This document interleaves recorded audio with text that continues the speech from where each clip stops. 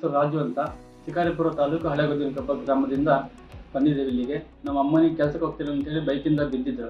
ಬಿದ್ದ ತಕ್ಷಣ ತಲೆ ಓಪನ್ ಆಗಿತ್ತು. ತಲೆ ಓಪನ್ ಮಾಡಿದ್ಮೇಲೆ ನಾವು ಶಿಕಾರಿಪುರ ದೊಡ್ಡ ಆಸ್ಪತ್ರೆಗೆ ಹಾಕೊಂಡ್ಬಂದ್ವಿ. ಹಾಕೊಂಬಂದ ತಕ್ಷಣ ಅಲ್ಲೇ ಸ್ಕ್ಯಾನಿಂಗ್ ಎಲ್ಲ ಮಾಡ್ಸೋಕೆ ಕೇಳಿ ಸ್ಕ್ಯಾನಿಂಗ್ ರಿಪೋರ್ಟ್ ಎಲ್ಲ ನೋಡ್ಬಿಟ್ಟು ಅವ್ರು ಇಲ್ಲಿ ಆಗಲ್ಲ, ಶಿವಮೊಗ್ಗ ಹೋಗ್ರಿ ಅಂದರು. ಅಲ್ಲಿಂದ ಮೆಗನಿ ಬಂದ್ವಿ. ಮೆಗನಿ ಹೋದ ತಕ್ಷಣ ಅವ್ರು ಅಲ್ಲೊಂದು ನೋಡಿ ಇಲ್ಲ ಆಗಲ್ಲ, ಪ್ರೈವೇಟ್ ಆಸ್ಪತ್ರೆಗೆ ಹೋಗ್ರಿ ಅಂತ ಹೇಳಿದ್ರು.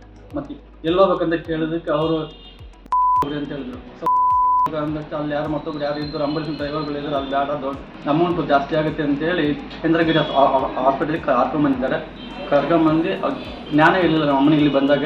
ಇವಾಗ ಚೇತನ್ ಸರ್ ಅಂತ ಅವರು ಆಪರೇಷನ್ ಮಾಡಿ ನಮ್ಮ ಅಮ್ಮನಿಗೆ ಗುಣಮುಖ ಮಾಡಿದ್ದಾರೆ. ಚೇತನ್ ಸರ್ ಹೇಳಿದರು ಅಟ್ಲೀಸ್ಟ್ ಒಂದು ತಿಂಗಳಾದರೂ ಆಗುತ್ತೆ ಮಾತಾಡೋಕ್ಕೆ ಅಂತ. ಇವಾಗ ಒಂದು ವಾರದಲ್ಲೇ ಮಾತಾಡ್ತಿದ್ದಾರೆ ನಮ್ಮಮ್ಮ. ಹಾಸ್ಪಿಟಲ್ ಚೆನ್ನಾಗಿದೆ. ಚೇತನ್ ಸರ್ಗೆ ಧನ್ಯವಾದಗಳು.